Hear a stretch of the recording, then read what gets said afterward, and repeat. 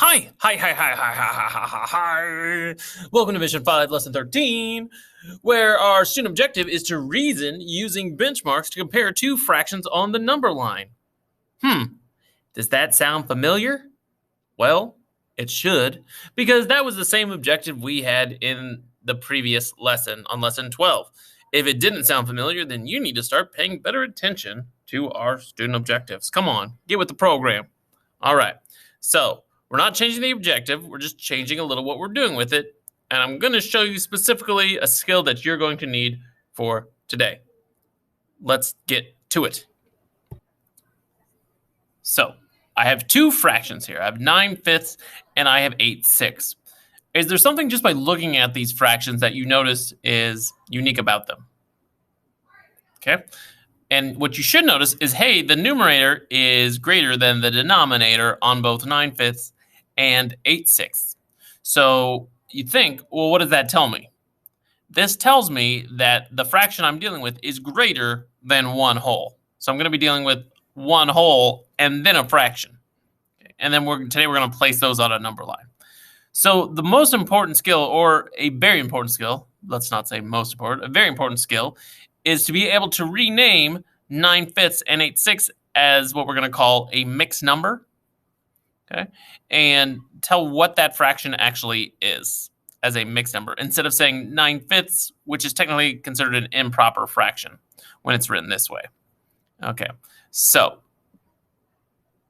I'm going to rename 9/5. I'm going to use this little number bond here.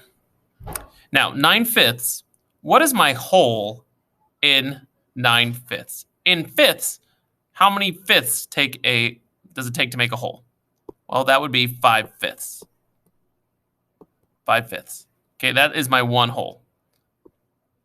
So what I did was I just I'm pulling out 5/5 from the 9/5, and what am I left with? What am I left with if I take away 5 from 9? I had 9, took away 5. 9 minus 5 is 4. So I have 4/5 left. Okay. Now I'm just going to rename this. 5/5 is equal to what? 1 whole. And then what's my fraction? 4/5. So I have 1 and 4/5. I'm going to do the same thing now with 8/6. Okay. I'm dealing with sixths now. So how many sixths make up a whole? Well, it takes 6/6 to make up a whole. That is 1 whole.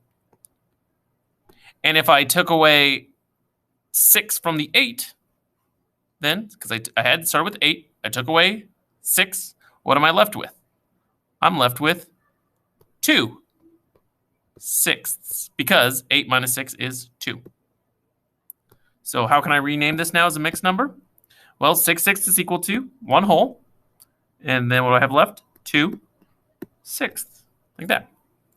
So, okay, I have two fractions here, 1 and 4/5 and 1 and 2/6.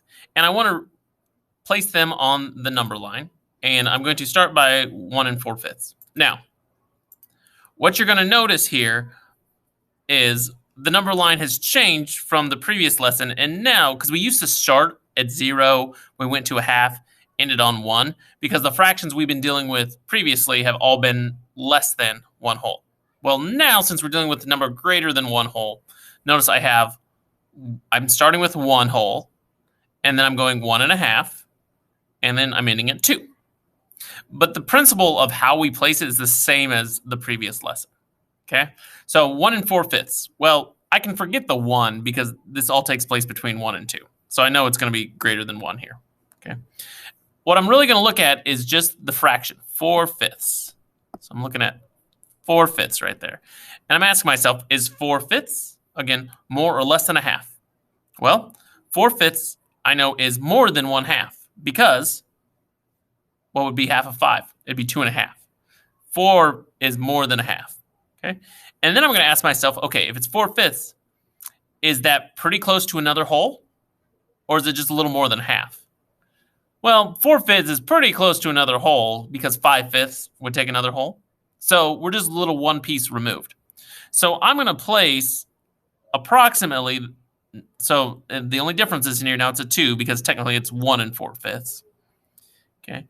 I'm going to say, it's not quite another whole, but it's going to be right around there. Okay. And then I'm just going to label it 1 and 4/5. That's not 14/5. That's 1 whole and 4/5. Now I'm going to do the same thing with 1 and 2/6. So I'm looking at, let's change colors here. So now I'm looking at, is 2/6 more or less than 1/2? Well, 2/6 is less than a half, because what would a half be in 6? It would be 3. 3/6 is half. So I know that 2/6 is going to be like a piece removed from half and 6. So I'm going to, again, so I have to imagine if this was 6ths right here, right? And I wanted 3/6 right here, I'd probably have a piece there. 1/6, 2/6, 3/6. So I'm going to place this 2/6 right around there.